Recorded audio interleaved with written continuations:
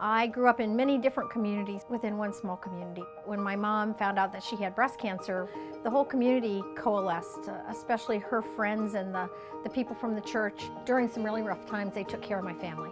I came back to Iowa because I knew when it was time for me to raise a family that I wanted those same people or the next generation to help me raise my children. And that to me is what I not only want to preserve, but there are values that are connected with that you can take into another generation. And I want to make sure that everybody who wants to can continue to live in a small town.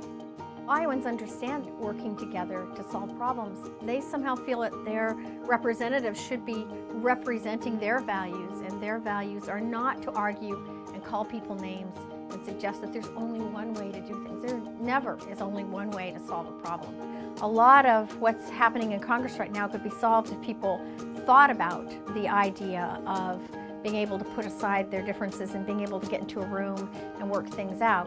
And so that's what I want to do in Washington. I want to be a problem solver, not a partisan fighter. That's how I grew up. People learn to solve problems together. Everybody gets to come to the table. You put your good ideas out there, but you have to be willing to give up some of your good ideas. When you leave the room, everybody has had some part of the process and everybody has ownership.